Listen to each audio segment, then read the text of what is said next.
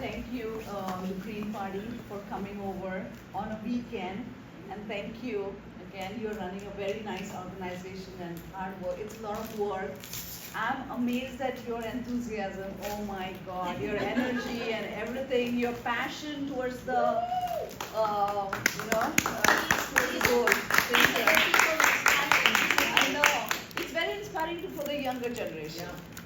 That you have to do that. And actually, when Tanishka spoke about fast fashion, I was not aware of this. And then she was telling me about fast fashion. I'm like, what is all this and everything? And then Zara spoke about it. So I truly agree. Like, there are so many seasons. We just don't. We buy and buy and buy and buy, and they make us buy and buy and buy. And now online too, it's even more, because you go on Amazon or Shein, and you just browse and you just click, and that's it. It's become easy. Every minute they're popping up in your Instagram. I know. I just looked at it once, now I can't get to the second. Exactly. It's just making you buy so much more. We are not waiting for like, oh, whatever I need. No, it's not whatever I need. Oh, this is, somebody is wearing that, I need that. Something is new in town, I need it. And the other reminders. You're not cute. It's not good. The other day also I was thinking of like, oh my God, this heat wave has been so bad last 2-3 days and a couple of days. And it almost felt like Texas. We were in Texas. And it's so hot there, and it literally felt like that if you step outside. And when I talk to my patients, they say that, who have been living in this Bay Area for 30 years, 35, 40 years, they're like, it was never like this. We never even needed an AC. None of the older houses have an AC over here. And we were fine. And now, if you go to see, oh my, you cannot live without an AC. You need an AC. This is the condition in Texas. In Texas, the AC cannot go off for at least 3 months. 3 months you need continuous AC in Texas, and that itself causes a lot of harm in the environment. So we are cutting down the trees. Again, that is not helping. There's so many construction coming up. Everywhere you go, there's so many buildings coming up. It's so much of deforestation. And I feel like in places like Saratoga or some upscale places, the community comes together and they revolt against it, or they speak up. Okay, because they always have to put up a notice whenever any construction is coming up. And sometimes in other areas, people don't speak up, or whatever they get together, it's not, there's no attention to it. But whenever it comes to very, very rich counties, yes, they pay attention to what the public is saying, and they don't do the construction there. They move their construction somewhere else, and it causes a lot of wildfires too, right? That's where the wildfires are coming from. And we always heard about wildfires in California, okay? And we were like, okay, we were not that serious about it, or not serious in a sense like it didn't feel that close to heart until 2 years ago, in Evergreen, there was wildfires in the back of those mountains back there. And oh my God, we were so terrified. And that's when we felt that it is so close. And that's what happens. And I mean, hats off to our firefighters who work, risk their lives and everything for this. But it's so fearful. You can lose your houses, and we felt it for the first time. And I think unless you feel it for yourself, you're not very strong or driven towards the passion to avoid anything. But yeah, I've been trying to use the recycle bags, paper bags and everything, reduce the plastic and everything. Now the fast fashion thing, yes, I'll pay more attention to it. But again, trying to not use the car, and luckily we try to, again, when it comes to transportation, we do not have good transportation, public transportation. That's where the policies come in. I mean, they try their best to have the most effective route and have more buses going on that effective route. Sadly, I don't know. We had to just go from Evergreen Community College to our house, which was like 10 minutes. We had to change 2 buses. The second bus did not come for an hour. So I think if the public transport is improved, the policies are improved, it will really help lots of people. Because there are so many students who go to the community colleges and travel, so even if the buses are convenient to the location from where the students are coming, it will just be so easy on everyone, right? So why do you think that is? Why do most European countries rely primarily on public transportation, and the U.S. there's only one city that has an effective way to use public transportation, and people who don't own a car can function in that city, and that's New York City. Why do we think that is? I think what happens is, see, now like us, okay, the bus did not come, we opted for another option, and we found somebody and we use our car. Yeah. Right?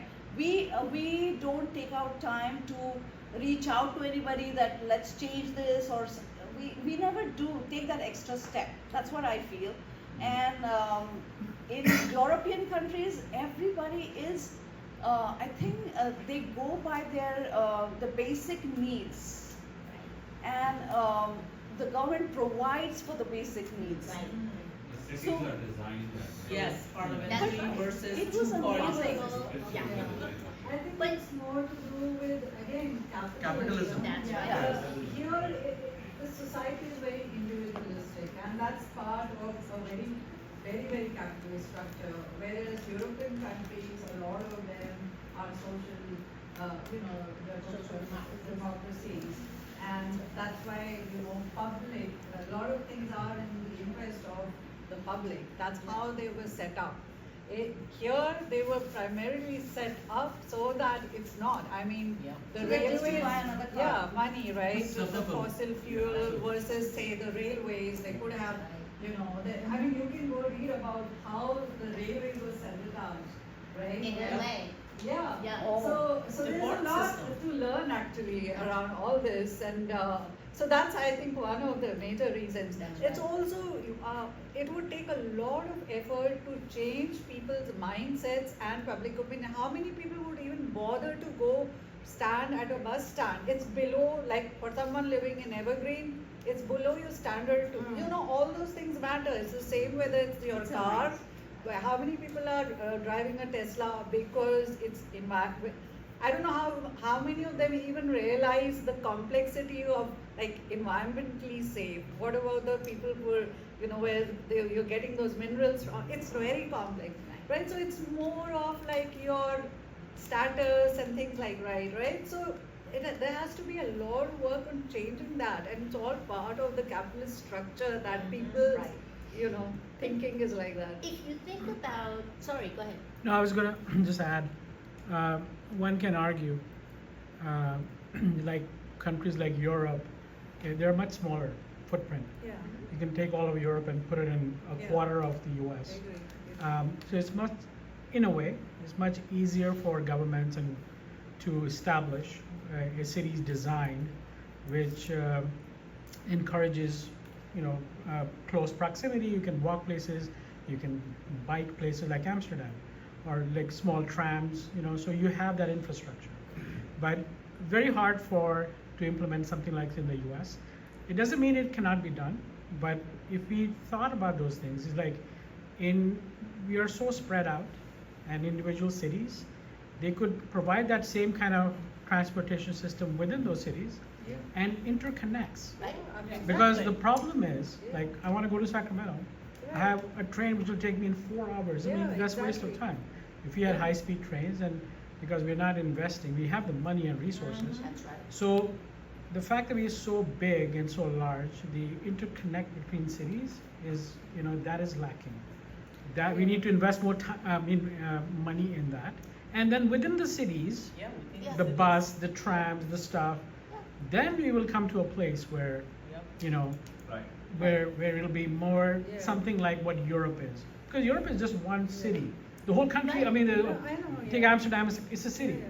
close to US, but anyway. Why couldn't San Jose be that? So Yeah, the mayor of exactly. Paris That's correct. ran on a campaign that said, I will make Paris a walkable city, Yeah. no cars allowed, right? Yes. So the size argument, if we are talking about a federal system of transportation, makes sense. But we're never talking about that. Yeah. There is never going to be a federal transportation system. The states are structured so that they control their transport agencies, and the amount of money that VTA has spent on doing and undoing, right, the bus routes is unconscionable. It's unforgivable. We should all be really mad about it simply because of the amount of time it takes for us to do the responsible thing.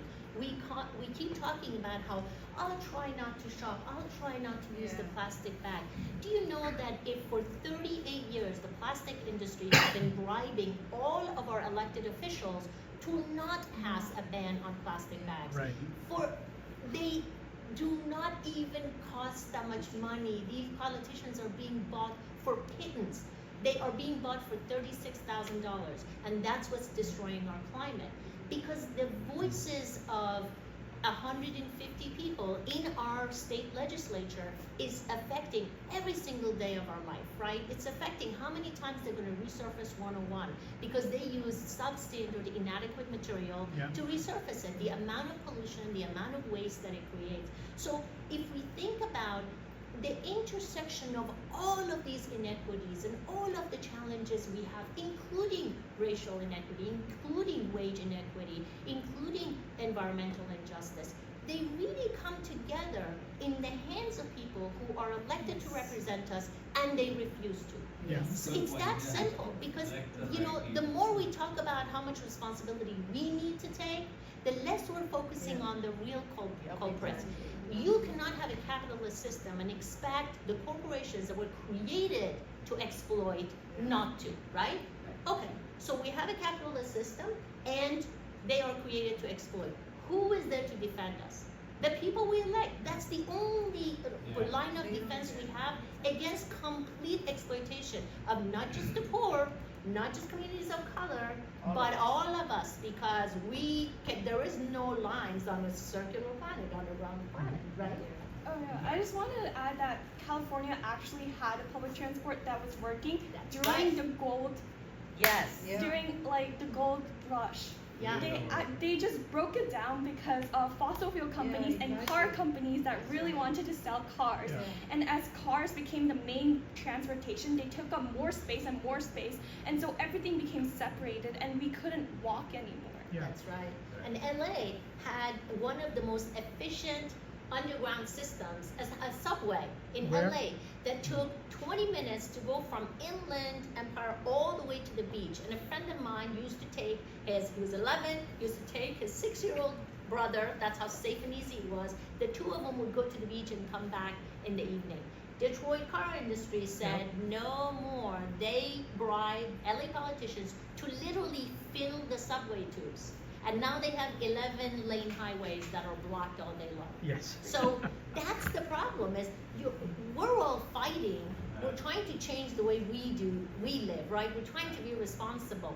But the millions of us, all of the effort we put in can be undone by $1 million bribe to a politician that's just going to say, sure, they'll lay down and let the fossil fuel industry go through it. Brown, right? Like we had an environmentalist as a governor, ended up issuing more oil and gas and fracking in California permits than anybody else, than the Republicans. So you can look at these two corporate parties and you can ask, am I going to vote, am I going to support the lesser of two evils? In California, there is no other evil. Republicans don't have majority.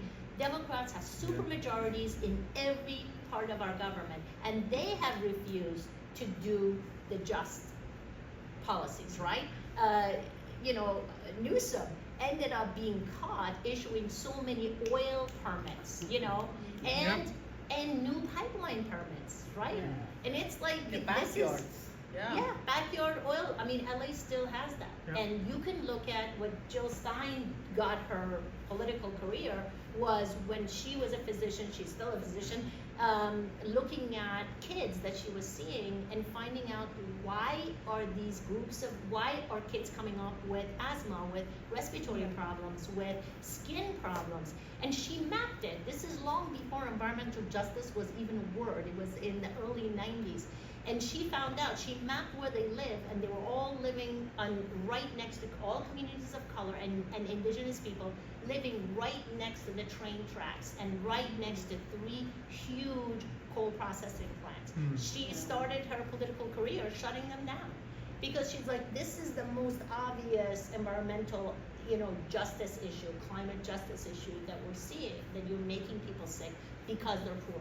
Your point, Saratoga, Cupertino, why are they listened to? Why do their city council listens to them? Because they donate and they have time to organize. They have the privilege of time. Downtown San Jose, East Side San Jose, you got people working 3 jobs just to pay the rent, right? Do they have time to go to city council where they make you wait 7 hours until midnight? Oops, we're out of time. We'll order you pizza. Bye. I've sat there for so many of those. So that's always the key. Is we can do that. Will they listen to us? I've been on countless ones, and I brought like 50 people among 300 people to make public comments for unhoused issues, for public transport. We went to VTA and county soup meetings.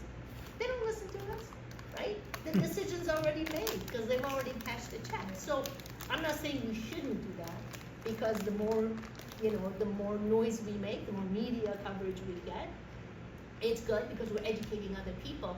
But unless we put the right butt into that seat on the city council, the right butt into our Congress, into Senate, into our Assembly, into our California Senate, they will not do the right thing by us because they don't represent us. But healthcare, the same thing, what has been happening with healthcare. So 4 healthcare bills that I worked on, the Green Party supports, universal healthcare. 4 healthcare bills, every single one of them. In fact, there have been 19 in California since 1890 was the very first healthcare bill, state healthcare bill. Every single one of them defeated, Killed. and the recent 4 by Democrats. Wow. They just killed the last one, But actually, I feel that, I love this discussion Yes, that is going on. absolutely. I feel my daughter, my older one goes to Berkeley, so she totally relies on public transport. Nice. Yeah, like within Berkeley, Yeah. within Berkeley, going to SF, going to UCSF, they take the They take part. BART. they take Yeah. part, and That's I think that maybe we can increase more public transport convenience near at least the colleges, community colleges, That's so right. that the younger generation gets more used to it, Yeah. and then they make it their They habit. demand it. And Yeah. she and now she is in Singapore doing a research internship. Nice. And Singapore is another example of great public transport. That's right. Nobody uses a car. And She goes That's she right. goes everywhere. So that's another very good example. But the way they have also managed that is to keep less cars on the road. They've increased the price of the cars That's way right. high. Yeah. That's right. Yeah. So Yeah. very few can buy the cars. So if you go on the roads, Yeah. given the population, Yeah. there's not many cars on the road. That's Yeah. right. And that's the. And then back that's to how they true cost. encourage the public transport. That's right. Yep. Back to true cost pricing. You can't do one without the other, Right. right? You can't, outpace your transportation and then just not provide public transport. This is the squeeze people have right now. Cars are expensive here, right? If you're working 2 part-time jobs and you don't have public transport. So what you're having to do is to buy a used older car that's a gas guzzler. You're still paying through the nose for gas because the price isn't going to come down, but you are again expanding the carbon footprint, not because you have the luxury of changing, but because we are not getting our needs met, right? And public transport is such a huge equalizer. You go to Manhattan and there's millionaires sitting there with their mink coats, and there are homeless people in the same one. And that's what community is about. is we all use that, right? Yeah, and that's what I like her point, that it's about the status, right? Mhm. The more the other people also, everybody starts using it, the more common it gets, more normalized Supported. it gets. Yeah. Yeah. Question, I'm sorry I'm coming late, but Yeah. talking about, getting the global attention, how Paris is going to host the Olympics next month. So you mentioned about everybody able to walk, and during that summer, just 4 weeks, there will be millions of people going into the city of Paris to witness how efficient they are in terms of their public transportation, when it comes to travel. But keep in mind that Los Angeles will have our turn, 4 years later, 2028. With the global spotlight bringing the city officials, just that 4 weeks they had to prove at least 4 years of building public infrastructure to show up. Just like we had our APEC last October. Mm. Because the global leader coming in San Francisco, we were able to really clean up the city just for that 1 week of APEC. Yeah. They can do it. It's just that that Of public course, media. they want it or not. Yeah. It's political will. So I'm telling you, 4 years later, Los Angeles could be done because the Summer Olympics will be there, and hopefully we have delegates sitting from Los Angeles going to Paris next month to learn from them because there's a lot to learn. Yeah. Selecting the right people, putting the right policies.